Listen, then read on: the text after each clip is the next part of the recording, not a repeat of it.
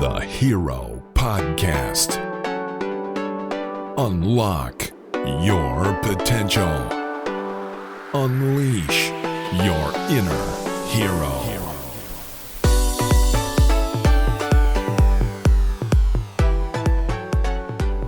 So welcome back to the Hero Podcast. I'm Luke Jones, your host, wellness advocate, movement person, blogger, content creator at herohealthroom.com. So this is the show where I explore and I share ideas in healthy living, in human performance and lifestyle design. So everything from healthy eating and habit forming, movement, mindfulness, creativity, entrepreneurship, lots of different topics, everything else in between too. So the big goal is to help you unlock your potential and unleash your inner hero, and to help myself do the same. So I've just got back from a hike up the mountain near me. I call it the mountain, but it's just a big hill. Just had a hot and cold contrast shower as well, so feeling pretty good. Hopefully I'll have some ideas that might be useful to you in this episode. So wherever you are right now, thank you for stopping by and for listening to the show. Big thanks to those of you who subscribed and left a review of the show too. That really means a lot. So today in this short episode, we're going to start to dig into this idea of habit changing and this big topic. So as I said in the previous episode, if you tuned in, it's kind of a pretty relevant topic with it being the new year and everyone looking to make New Year's resolutions and big changes and setting goals. No doubt you've got a few ideas and you've got some habits that you maybe want to change, but there's going to be some challenges that you face in attempting to do that. If you look back at maybe you set resolutions last year, how many of them are kind of cropping up again this year because you were perhaps unable to follow through with them? So this is a topic that I'm really passionate. I'm really passionate about, and it's something I've written about quite a lot at herohealthroom.com, and also got an online course and ebook all about it too. And one question that often comes up is why are habits important? Like, why is this a topic that is worth talking about? I think the simple answer is most of the things that we actually do in life come back to this habit loop. We like to think that we've got free will and that we make our own decisions, but I think a lot of the things we do are kind of automated. So we get some sort of cue from the environment that then triggers an action or a habit, and that provides some sort of reward. And it's this positive feedback loop. So we like to think that we have freedom to choose our actions, and it is true to some degree, but at the same time, most of the things we do are actually automated. The good news is if we can adjust this loop, if we can alter our habits and our behavior patterns that we often perform on autopilot, we can start to shift our path to wherever we want to be in life. At least that's my experience anyway. When you kind of start to understand the process of habit forming, you can apply it across the board to lots of different habits with a little bit of tweaking. So it's a bit like with cooking. So if you can learn the basic principles of how to prepare a certain dish that incorporates lots of different cooking skills, you can then apply those principles across the board to make other recipes. And that's kind of the basis of a lot of Tim Ferriss's work with the 4-Hour Chef. It's about finding an underlying universal process that you can apply across the board. So over the month of January and into February too, I think, I'm going to start to talk about some of those key principles and related to habit changing and how you can start to apply them to your life. So whatever change you're looking to make, whether it's with your diet or trying to form a meditation practice, maybe even changing your career, by the end of this habit series, my goal is to help you be a little bit more prepared to tackle whatever challenge you want to tackle. So in this episode, we're going to take a look at one of the most important principles in my mind. It's something that I think is easy to overlook because it's quite simple, but without it, all the other habit forming tools that I'm going to mention and all those sort of tricks don't really work quite as well. It's another one of those foundational stones, if you like, that we can kind of build upon. As always, there'll be a challenge, an action step for you at the end. So stick around for that. And without further ado, let's get to it. So there's a figure that I usually bring up whenever I write or talk about habit changing or New Year's resolutions. And that's 92%. So that figure, that's how many people fail to follow through with their New Year's resolutions each year. I think it's within the first 6 weeks, or after 6 weeks, 92% of people have failed. So that's more than 9 out of 10 people. So if you were out with your friends and there's 10 of you, which if you've got 10 friends then you're Mr. Popular, and you've all set the intention to change your diet and eat a healthier diet, it means that out of the 10 of you, only one of you is going to succeed. That's what the statistics say. And even if it's not like entirely accurate, even if it's sort of 8 out of 10 or 7 out of 10, that's still, more often than not, people are failing to make changes. So there are lots of reasons why this might happen, and I'll talk about a few of them over the next few episodes.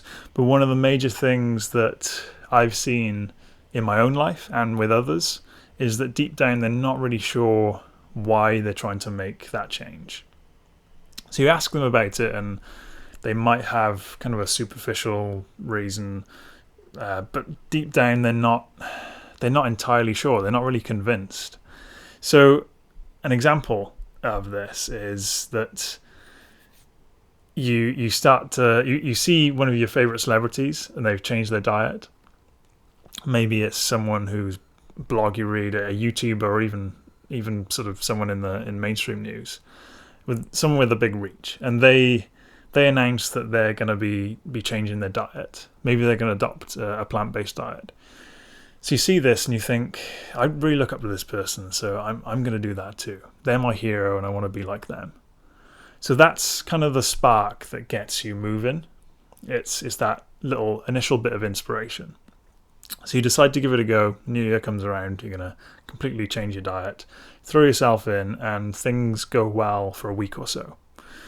But slowly but surely, your motivation starts to fade. You start to feel like it's more trouble than it's worth, and you start getting some mad hunger cravings for chicken and for cheese. Things start to get tough. And like I said in the last episode in the hero's journey, you're going to come up against some challenges, some foes. So in this case, you might find yourself in a situation where you're really tempted to just gorge on those old foods that you used to eat.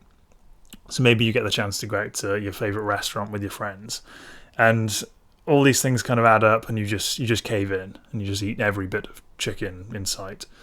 So you're back where you started. You're just feeling a little bit more beaten up and bewildered because you've just failed at something and you don't really know why it happened. A lot of the time you put it down to a lack of willpower, and that's something I'll talk a little bit more about in the next episode. We see this across the board in lots of different changes. So the same thing happens in business. So you might try and mimic the style or the habits of someone you deem to be successful, but you just find a few weeks later that it's not really your thing, and you just pack it in. The same with your training or movement practice. You might start to follow a workout plan that your favorite Instagram star said that they follow, and the same thing ensues. You stick at it for a little while, but somewhere down the line you just realize that it isn't you. So as I said, there's many reasons why we might fail, but one of the biggest one is that we don't spend enough time thinking about why we're trying to make a change. So these superficial reasons for changing, maybe following a celebrity trend or acting on the instruction of a friend. I did a little rhyme there. I might change this to a poetry podcast. So these superficial reasons can sometimes be be helpful in starting the process of making a change or reaching towards a goal. But alone, they're usually not enough.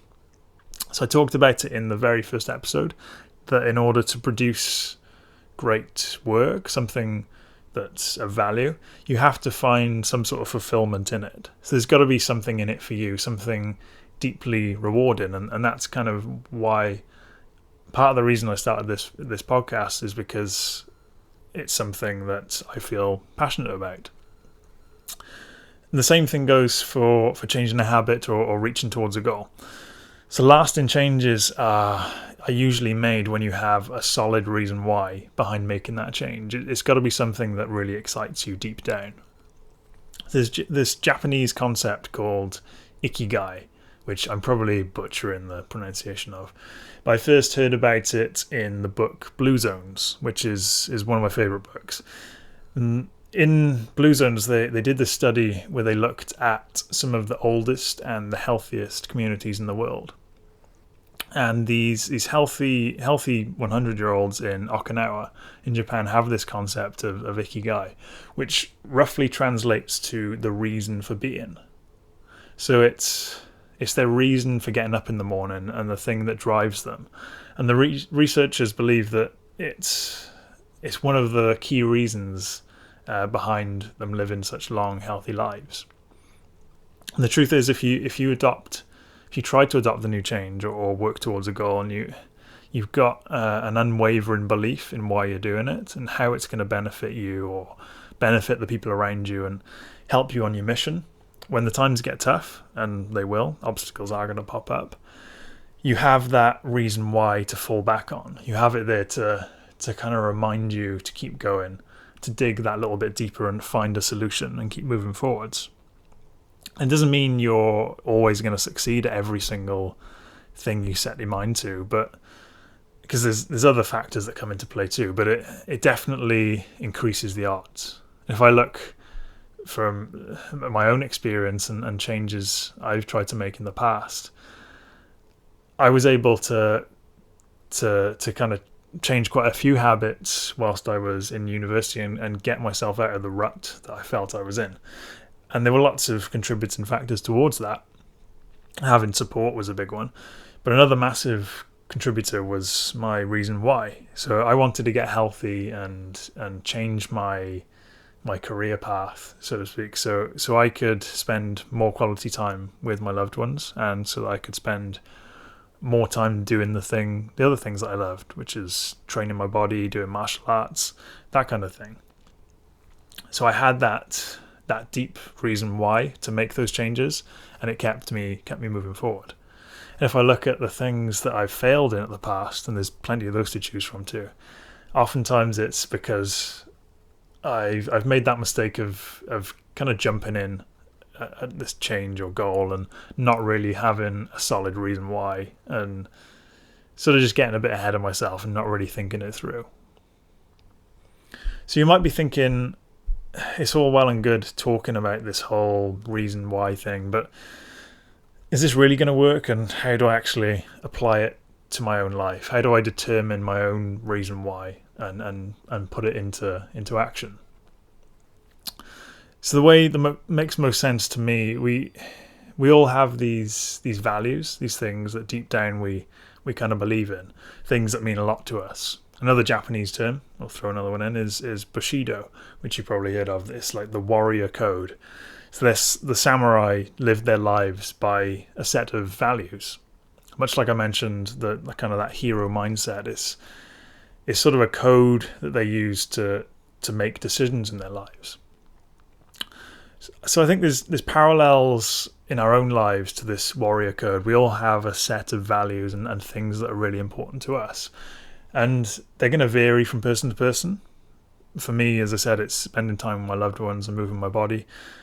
Others might value traveling around the world, or making money, or building their business. And they're all important to me too, but they're not, at least at this moment in time, they're not quite as high on the list of priorities as the other things I mentioned. So the idea is that whatever change you get this spark of inspiration to make, before you jump in with it and just try and make that change, you check it back against these values to see if it's kind of compatible. So as opposed to just acting on impulse and making a sporadic, random decision, you really think about it. You go in with a more calculated approach. And that's what I'm going to talk about now with this week's Hero Challenge.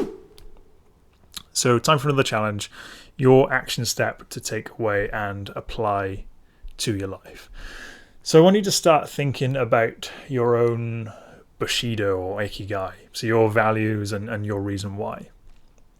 So before you decide to make a change this year, if that's what you want to do, try and think about 1, 2, 3 things that are really important to you. So you want to dig quite deep with this. So the first answer or two that come to mind when you ask yourself the question probably won't hold that much substance. But if you ask yourself why 3, 4, 5 times, that's when you really start to get to the bottom of things. So a few questions or prompts that might help you come up with some ideas and some sort of underlying beliefs. What does your ideal day look like? And if money wasn't an object, what would you spend your time doing? What do you find yourself thinking about when you kind of daydream? And what do you have the most attention with? What do you currently kind of invest your time and your money in the most? So asking yourself questions like these, you'll start to see some recurring themes. And again, I encourage you to kind of write them down, journal on them, and then almost come up with your own warrior's code, your own sort of value system that you can use to as a guiding compass to make decisions in your life. So as well as keeping in mind that hero mindset, it's going to be a massive tool that you can use to help you make better decisions. So an example that I'm working on right now, I'm spending the next few months really honing in on my handstand practice. So I'm working my way up to a pressed handstand. So if you think, the easiest way to describe it, you're sat on the floor with your legs in kind of a straddle position, hands out in front of you, and you're leaning forward and using your core strength to press up into a handstand. So that's something that I'm working on, and before I started this training plan that I'm gonna be doing, I tried to make sure I applied this principle. What do I want to get out of this? Why am I really having this urge to do this, and what's my underlying reason why? So one is that it scares me, and it's something that's quite uncomfortable. So I want to almost conquer that fear. 2 is that I feel that hand balancing is it's almost that ultimate expression of mindful movement. And 3, it's a great marker for me to gauge my overhead, shoulder mobility, shoulder health, core strength. So it's transferable across lots of other movements, which is, as I said, is my passion, is doing lots of different various movement styles. The 4th reason, I want to be able to help others experience the same feeling. So there's 4 reasons right there, 4 things that I really believe in and that can help me stay focused on my training and on my goal. So your challenge today is to kind of find yours. Other than that, I think we're done. Thank you very much for tuning in again. Really means a lot. I hope that you took something useful from this episode. As always, show notes at herohealthroom.com if you want to check them out or leave a comment. I'd love to hear your thoughts, and I'd love to hear about your own kind of driving force or your reason why if you do decide to do the exercise. If you did enjoy the show and you want more like this, don't forget to subscribe, and please leave 30 seconds. Leave 30 seconds? No, take 30 seconds. That's the right word. To leave a rating and a review in iTunes. That would be really, really cool of you. If you know someone else who might enjoy the podcast, it'd be awesome if you could give it a share with them too. So I'll be back soon. We're going to dig into this habit change thing a little bit more. We'll look at the idea of willpower, which is something that comes up quite a lot. Some of the best approaches you can take for forming a new habit or working towards a goal. So thank you very much again for tuning in. Have a healthy week, and I'll speak to you soon.